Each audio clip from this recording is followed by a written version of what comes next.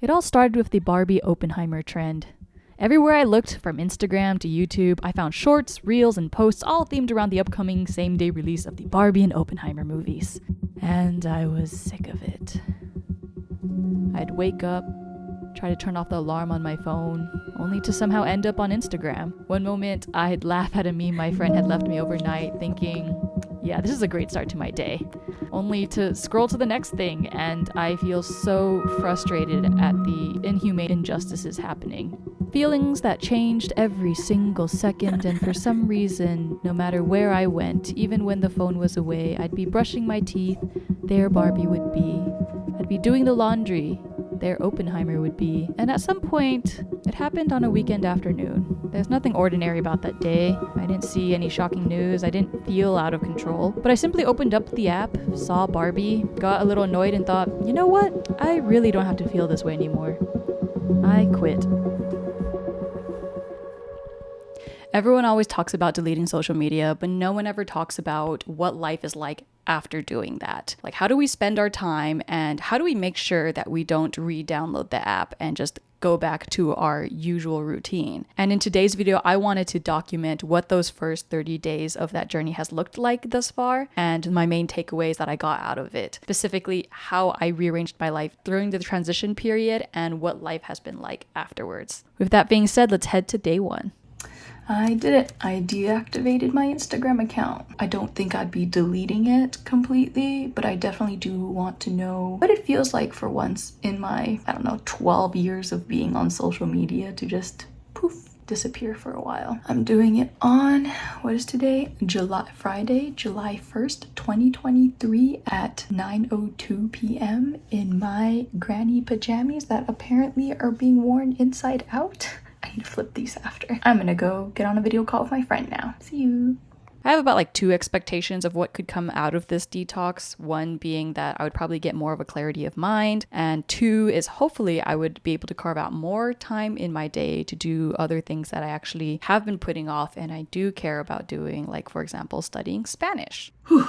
Okay. So it's been roughly 7 or 8 days since I deactivated my Instagram account, and let me tell you, I am going through it right now. The first 4 days, I was on a high. I was just like, this is amazing. I was reading a lot. I was reading so much that literally my screen time switched from 2 hours of Instagram to 2 hours of the Hoopla app. And for those of you who are not familiar with it, the Hoopla app is kind of like an app where you can read books that you borrow from the library, ebooks in particular. And something that made me realize that I hadn't fully gotten rid of the desire for distracting was that I was reading book after book, always choosing a book to read next and never really taking the time to reflect on what the heck I just read. And it's almost like the feeling of when you're eating food so quickly and then you get discomfort and indigestion, when really if you ate food slowly it would be more enjoyable, right? One of my goals for this year, and actually in previous years too, that I haven't fully been able to achieve but have been slowly gravitating towards, was to decrease being less of a consumer and more of a producer. Now there's nothing wrong with being a consumer, but my goal has always been to be more of an intentional consumer. That if I decided to consume something, it would be something that interested me and something that I looked for. And one of the concerns with the algorithms of today's websites and things is that they always either show you what they think you'd like just based off your past interests, and or show you what they want to show you to market something towards you, to have you think in a certain way or agenda or things like that. In my first week being away from Instagram, I've been able to explore more things that I'd be curious about that there's no way the algorithm would have known about, right? My new strategy for week 2 is, now that I've gotten rid of the distractions, now that I'm aware that I'm actually trying to distract myself with reading, and now that I want to slow down some more and take in what I'm reading, is I'm going to bring around a notebook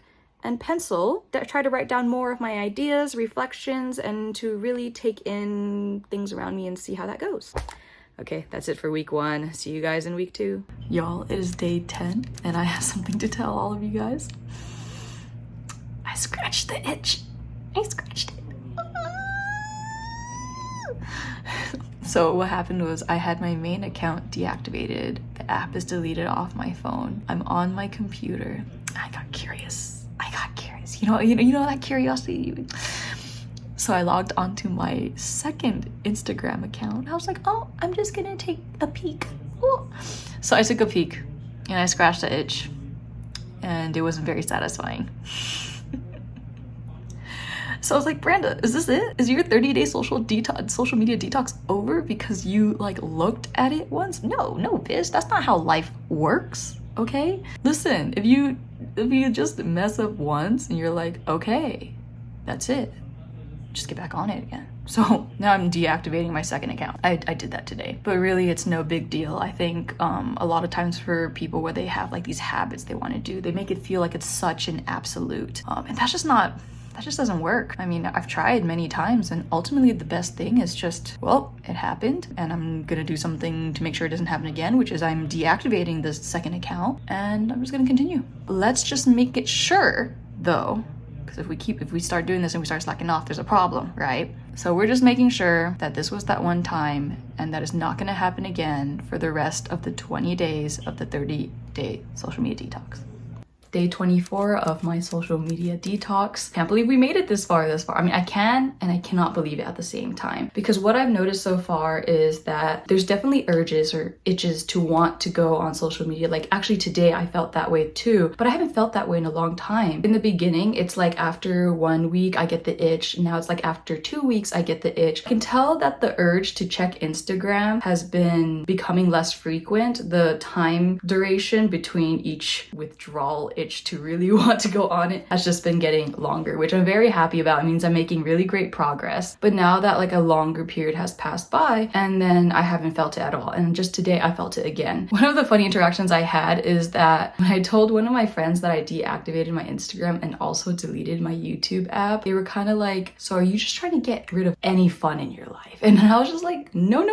I still check YouTube on my laptop. I just don't conveniently have it on my phone. That kind of helps me decrease my watch time on YouTube. I have been practicing trying to lean into what it's like being bored, because we've just spent so many of our years always being stimulated by something, and surprisingly now I know how to entertain myself. You know how like kids when they're younger, when you like put them and they're bored, they find ways to entertain themselves? That's literally me now. I kind of read a lot more, or when I'm not reading, I'm like writing and also creating and coming up with ideas, which is something like if I was like busy watching YouTube on my phone, I wouldn't be able to get that kind of like free time to just let my mind wander. So that's been a really big improvement. I've been learning a lot more about myself, where when I consume something, I kind of write out what I think about it, and then I realize like, wow, I do have opinions about stuff, instead of like immediately consuming it and then regurgitating it to like one of my friends and wondering, do I really believe this, or is this just something that I've seen over and over on my newsfeed to explain to me why I should believe this thing? It's just been so nice, honestly. I don't know if you can tell, I'm kind of like happy and glowing, but like chilling, because I feel very relaxed.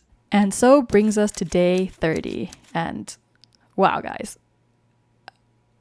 I'm kind of speechless, because while there were a lot of changes and benefits that I did expect, there were actually a lot that I did not account for, and has really changed my perspective on how I want to continue my life thereafter. So first off, the things I did expect was that I got more clarity of mind. I am really a lot more at peace. I don't really feel any FOMO. I'm mostly just focusing on my own lane, and that has made me a lot more happier. And now I can like consciously decide when I want to be a part of society versus spend my time focusing on my own things. 2, I've had a lot more time, and that's helped me pick up and work on projects that I've been putting off for so long. And those are the types of things that have made me a lot more happier. I think a lot about how there's nothing wrong with social media, but it feels like one of those things where you get like the first 10 seconds of satisfaction, but then it leaves you with like 10 minutes of dissatisfaction. Versus in the case of with reading, writing, and studying Spanish, it's kind of like the first 10 seconds are a bit of discomfort because you have to go out of your way to do them. But afterward, it just leaves you with like 10 minutes of satisfaction. Now, I just made these numbers up, but the whole point of the idea is like, how does that activity leave you feeling after the fact, after you're not even doing that activity anymore, after you're closing Instagram, after you're closing that book, or after you finish studying Spanish for the day? The other thing that I was expecting or worrying about actually was whether or not this social media detox would impact a lot of my friendships. And it did and didn't. in both a positive and maybe not so positive ways. The downside of having deleted Instagram was that I cut myself off from a lot of kind of loose connections and friends. Like they're still really good friends, but they're just not the friends that I'm super close with. And I had to say goodbye to them for a while. Not gonna lie, during the 30 days, I really did miss them and I wanted to know what they were up to.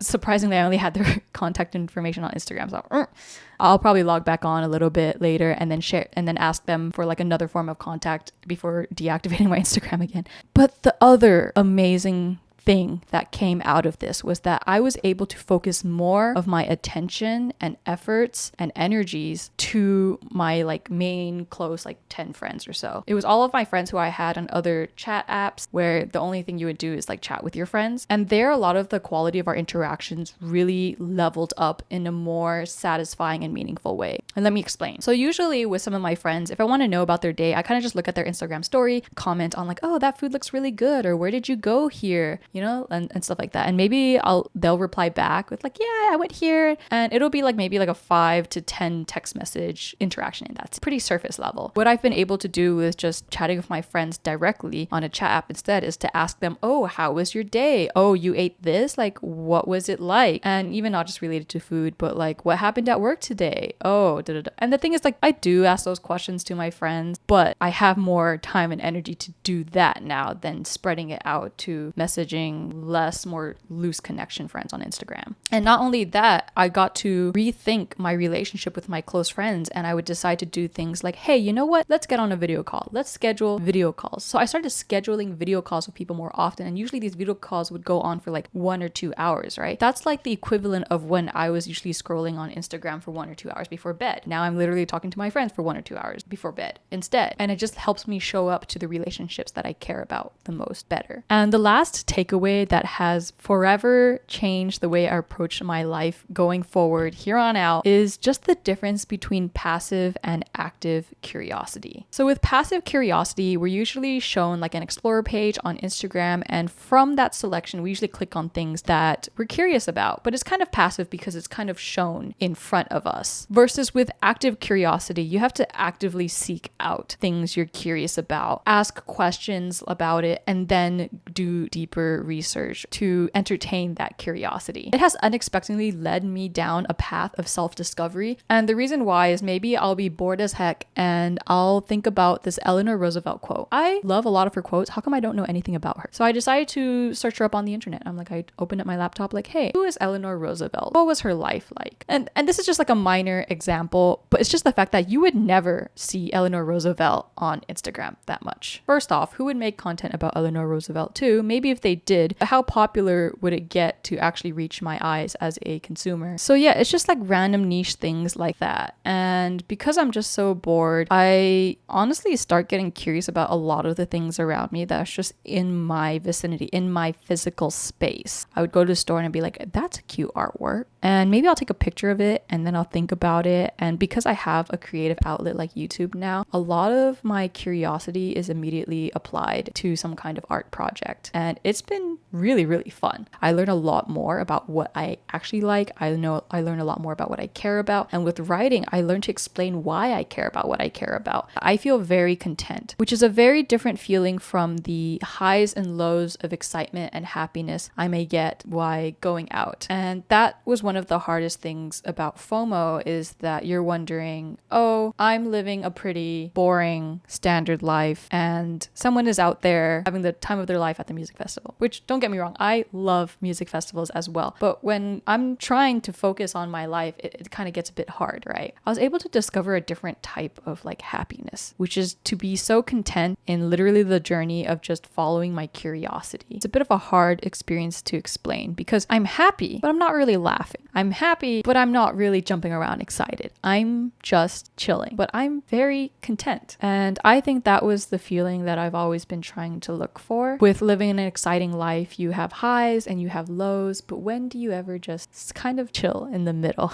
And don't get me wrong, I love experiencing those highs on the weekend, going out, being with my friends. It's just so fun and exciting. But when I am alone, when you are alone, how do you feel? Do you feel bored? Do you feel dissatisfied? Do you feel numb? And it's one of those things where as much as I enjoy living an exciting life, at the end of the day, in between all of those exciting points, it's just me. When I wake up, when I go to sleep, when I brush my teeth, in the mirror, it's just me. And whenever I make a lot of difficult life decisions, I like to remind myself that because there's only me looking in the mirror, having to face my decisions and having to face the reality of how I feel about my life, then I had to admit to myself, I was feeling pretty disappointed in all of those lulls in between, and something needed to change. And that's what I did. Whew. That took an interesting turn. It kind of turned a little bit into a therapy session right there, eh? But to answer the question, like, would I go back to social media knowing what I know now, having experienced what I experienced? The answer is actually yes. I don't think social media is all bad, right? But I am really well aware of how it influences me personally now. I do know of some amazing people on social media where they have a really good sense of self. And I think when you have a really good sense of self and what you care about, I think social media is a great tool to connect with others and to share your ideas with the world and share your creations with the world. That being said, for me personally, I'd really love to spend more time just exploring and getting to know myself. I'm taking a pause on social media, I think at least for the next 6 months. Ever since quitting Instagram, I've also been making really good progress in studying Spanish, and I have this goal to try to get to level B1 in about 6 months. So I'm thinking of at least staying off Instagram for another 6 months before rejoining again and having a little mini virtual party with all the friends that I really love and miss. Surprisingly, how this whole social media detox even came about and how I decided to try it was that I actually have a friend. And that friend influenced me a lot just by literally being them. They didn't tell me to quit social media. In fact, my friends and I were the ones who were always telling them to make an Instagram account so that we can tag them in photos, but they were just like, nah, I'm good. And whenever I see this one friend, I'm always really surprised with how much they live life to the fullest, how energetic they are, how like so present in the moment they are. They literally just roll with the punches, whether the day is going great, whether the day is going bad. They're just vibing.